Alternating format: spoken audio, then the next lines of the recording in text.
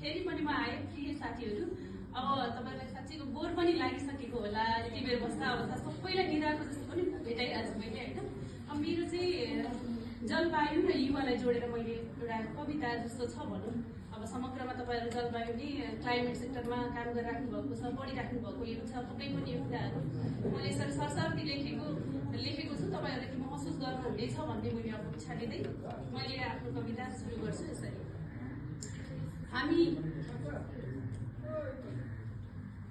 हामी युवा हौं, भोलिका सपना बोकेका, तर आज धुवाले ढाकिएको आकाश हेर्दैछौँ।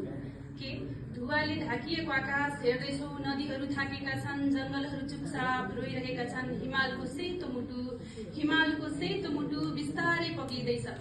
हिमालको सेतो मुटु बिस्तारै पग्लिँदैछ। यो केवल मौसमको कुरा होइन, यो हाम्रो भविष्यको प्रश्न हो। यदि पृथ्वी बिरामी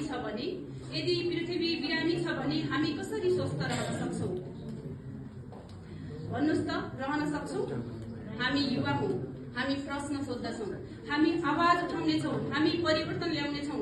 तर प्रश्न मात्रै सोधेर हुँदैन, हामीले जिम्मेवारी पनि बोक्नुपर्छ। हामी शिक्षा क्षेत्रमा छौं भने पाठ्यक्रममा जलवायुको पाठ पढाउनु पर्नेछ। विद्यालयको आँगन हरियो बनाउनेछौं। हामी प्रविधि क्षेत्रमा छौं भने प्लास्टिक पहिचान गर्ने एप बनाउनेछौं। फोहोर व्यवस्थापनको सूचना प्रणाली बनाउनेछौं। हामी कृषि क्षेत्रमा छौं भने पुर्खाको जैविक विधि फर्काउनेछौं। पानी जोगाउने स्थानीय सिप सिकाउनेछौं। हामी मिडिया र कलाकारितामा छौं भने कविता, गीत, नाटक र भिडियो मार्फत गाउँ गाउँमा चेतना फैलाउनेछौं। हामी नीति र वकालतमा छौं भने पालिकाको बैठकमा सहभागी हुनेछौं, हरियो योजना माग गर्नेछौं। हामी स्वास्थ्य क्षेत्रमा छौं भने प्रदूषित हावाले बिरामी बनाएको हाम्रो शरीरलाई सफा हावाको अधिकार दिलाउनेछौं। हामी उद्यमशीलतामा छौं भने पुनः चक्रण, जैविक मल, सौर्य ऊर्जाका साना व्यवसाय सुरु गर्नेछौं। किनकि पृथ्वी केवल हाम्रो बस्ने ठाउँ होइन, यो हाम्रो घर हो र घरको जिम्मेवारी सबैले बोक्नुपर्छ। हामी सानो देखिए पनि हाम्रो जोडेको हातले पहाड पनि चल्छ।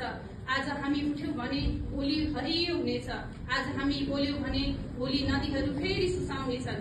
आज हामीले एउटा बिरुवा रोप्यौं भने भोलि त्यो बिरुवा छहारी, फल र सास बन्नेछ।